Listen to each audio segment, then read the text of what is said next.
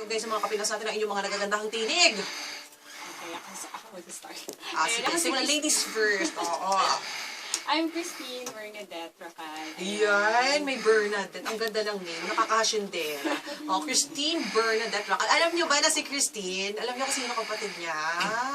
Si Maris. Si Maris nakasama na natin mga kapinas. Kung inyo naaalala, nakasama na natin dito sa Pambansang Hapon with DJ Apple, si Maris Racal. Naka-yellow siya nun. Diba? Grabe, magkakaya kami. Akala ko nga, ano kayo nakita? Oh my gosh, triplets. And syempre, bukod kay Christine, guys, please introduce yourselves.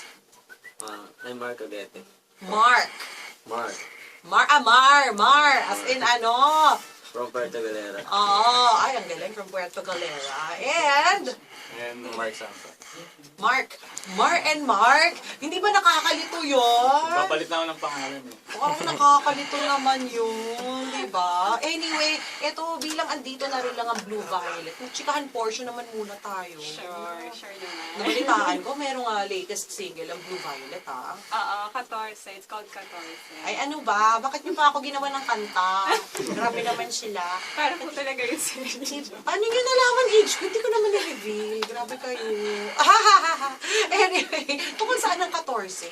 Well, yung nag-compose nun, bale, it's about nung lover niya, nung 14 years old siya. Ay, grabe siya. Grabe, hugot na hugot. Maagang nagmahal. Sino naka-experience na ng ganyan? Beautiful. Ay! Talaga nga. Ako kasi puro lang ako studies. Push ko yan. Uy, pero bago pala yan ha. Paano nga ba nabuo ang Blue Violet?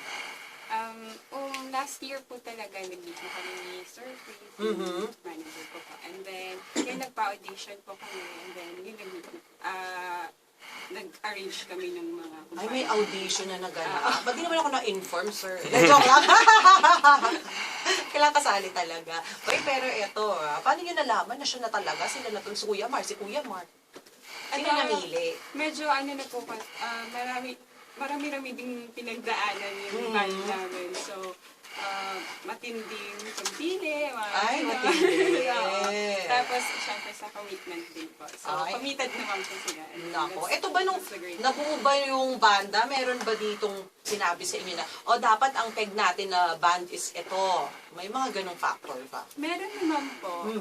Pero, right now, parang gusto din po namin something unique Ay, sa ayun. band. Which is always happening naman po sa band. Na dapat may kakaiba sa inyo. Hindi talaga the same sa ganito.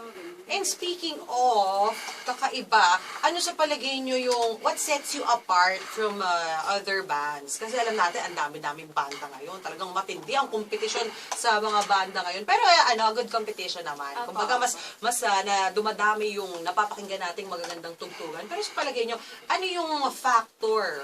Ay, X-Factor. Nabanggit ko yung X-Factor. Mamaya pa yun. Ano yung factor na talaga naman nagpaiba sa Blue Violet? Well, sa akin po personally, biritera din po talaga. Ay, nabasa ko nga high octave. Biritera din po Grabe. ako. Pero, at the same time, flexible naman. Like, pwede kong ganito, gagayahin. So, hindi lang ako nagpo-focus sa isang genre. Ay. So, ano bang mai-consider natin na genre ng Blue Violet? For now, it's pop rock. Pop rock. O bongga naman. Meron ba kayo, gusto ko malaman sino yung individual na musical influences mo? Kasi dyan natin malalaman kung paano ba nabuo yung tugtugan ng Blue Violet eh. Kasi syempre may kanya-kanyang style, may kanya-kanyang influence ang bawat isa. At pag pinagsama-sama yun yung tunog ng Blue Violet. Diba? So Kuya Mar, sino bang musical influences ni Kuya Mar? Local and international? Sa international, more Sting. Wow, Sting! Anong favorite mo na mga tinutugtog na Sting? Sting, 7 Days. 7 days? One time, 7 days. Yun ba yun? Ay, iba pala yan. Ano ba? Hindi na naman ako. Si Kuya Mark na. Ay, hindi, may local pa. Local. Bamboo eh. Bamboo. Idol ko yung drummer. Ay, why not? Si Kuya Mark naman, with a K. Kay Mark. Orange and Lemons, tsaka P-Head, syempre. Wow, talaga naman. International naman, sino naman ang tumatak talaga sa'yo? Siyempre yung pinakasikat sa buong mundo, Beatles. Wow, Beatles, matanda. Eh, si Ate Christine naman. Sino naman ang mga paborito niyang mga singers? Yung bata pa talaga ako, Mhm. 90s kid. Siyempre, pagbiritan, si Dion. Ayan, yan ang haba eh. Whitney Houston. Ito ba, maririnig ba nating bibirit si Ate Christine ngayon? Ibang kind of birit na. Ay, ibang kind of birit. Aba, pwede ba nating marinig yung ibang kind of birit? Apo. Ay, o sige, huwag na natin patagalin pa. Ito, matindi, mga kapinas. Ganito ka-special ang hapon natin kasi sa sample lang tayo ng Blue Violet. Kaya naman, eto na. Huwag na natin patagalin pa. Isang masigabong palakpakan para sa Blue Violet! Yay! Thank you.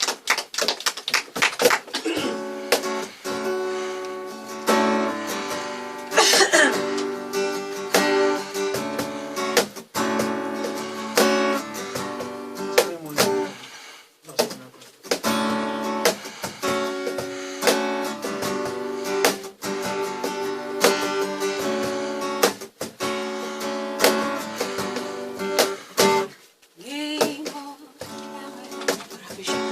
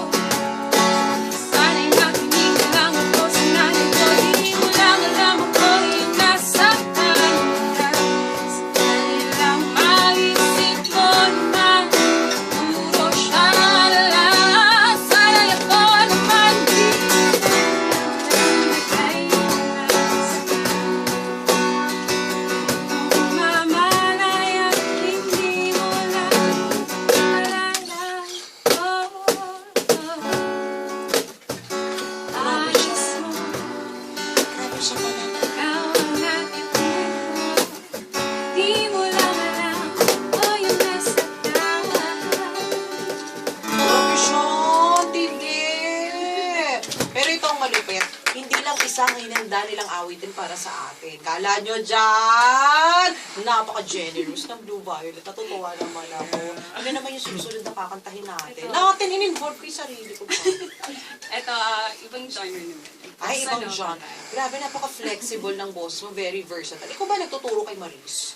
Minsan po, pag like nag-vocalize kami Ang together. galing. Nakikinig Nakakatuwa. kami sa YouTube tapos nagtuturoan kami. Wow. Kasi she has her own techniques naman.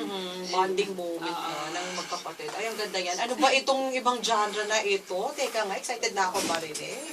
Something na bossa nova na. Wow, Bossa Nova. Again, masigabong palakpakan na may kasamang hitawan para sa Blue Violet.